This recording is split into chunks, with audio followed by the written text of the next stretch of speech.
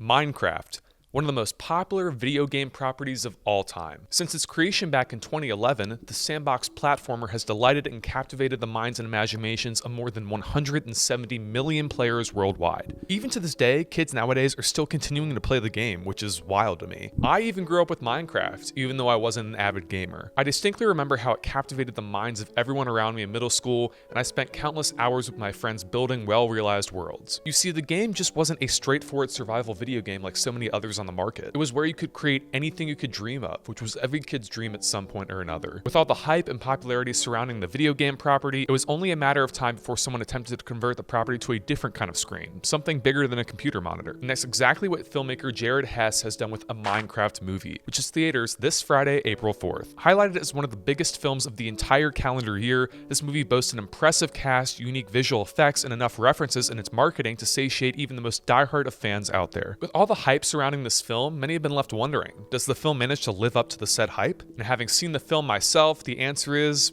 kinda. A Minecraft movie follows Steve, played by Jack Black, a human who is transported to a magical place called the Overworld, where everything seems to be made out of blocks and you can create anything you dream of. While at first the place seems calm and idyllic, it harbors dark secrets and dangers that especially become apparent when another group of humans, played by Jason Momoa, Danielle Brooks, and Emma Myers, find themselves transported into this world. With time running out and their options to get home becoming more limited by the minute, Steve and the group of humans embark on a world-spanning adventure to find their way home. Now, one of the first questions that I had, along with the rest of the movie going public when the film was initially announced, was this: if you make a Minecraft movie, what will the story be about? And would it actually work? In seeing the end result here, the interesting factor is that the story here isn't much of a story at all. However, unlike most movies where the result of this would be disastrous, the result here is that this isn't a bad thing. While yes, the film features a variety of plot beats along with a bare-bones sequence of events to drive characters from place to place, but the interesting thing to examine here is how little the film relies on its quote-unquote story for a lot of the runtime here. This is mainly a vehicle for Jack Black to dress in a blue sweater and run around screaming the names of Minecraft items, and honestly,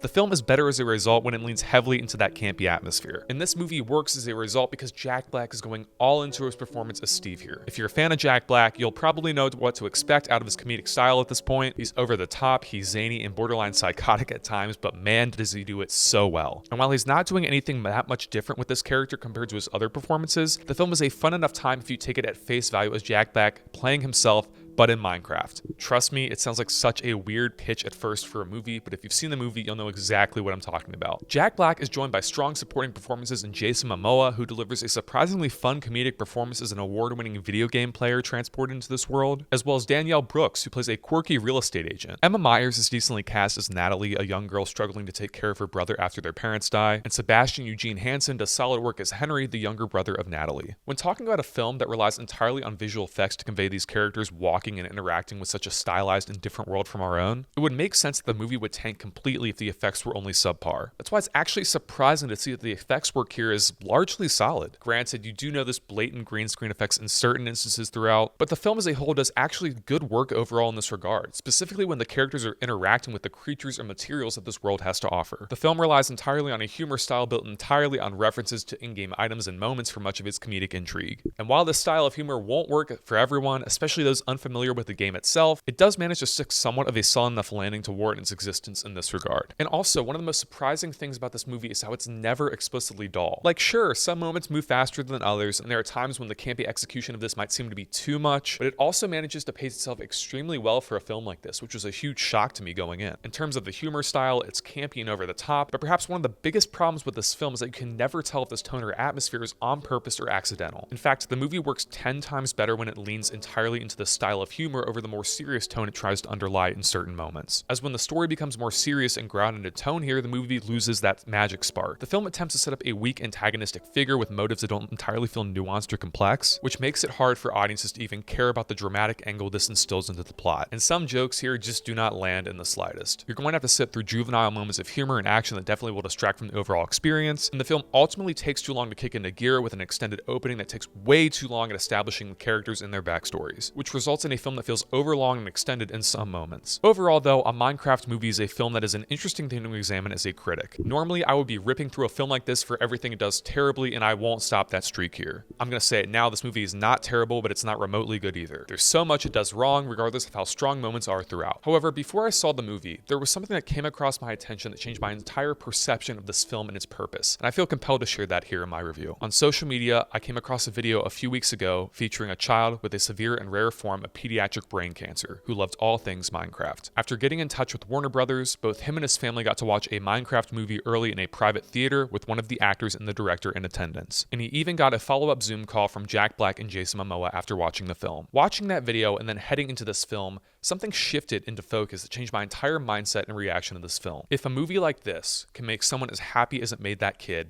what's the harm in that? Sure, a movie like this might not make for great cinema, but to diminish its worth or value as anything other than entertainment, especially when there are so many people out there much like this kid who love this property and are looking forward to the film, who are we as critics or consumers to tell people not to enjoy something they wholeheartedly love? I don't believe this movie was made with any other mindset outside of, hey, we want to create something Minecraft fans will love. It's not aspiring to be something mind-changing or life-changing in a cinematic experience. And if you take it at face value and look at it from that lens, I think it is exactly what it sets out to do extremely well. That's why I'd say that a Minecraft movie might be as middle of the road as movies come, and it's probably not going to win over audience members unfamiliar with the game property. But if you grew up with this video game and are looking forward to seeing your childhood portrayed on the big screen, my advice is just go have fun with it. Go see it on the biggest screen possible with a sold-out crowd, and fall in love with this world and these characters in only the way a movie could make you. I mean, that's the power of cinema, is that it entertains and delights some, even if not all. Critics everywhere, myself included, might judge this film from a cinematic standpoint and say it's not that great. But as long as those fans are satisfied, that's all that really matters at the end of the day with a film like this. That's why I'm giving a Minecraft movie a 2.5 out of 5 stars.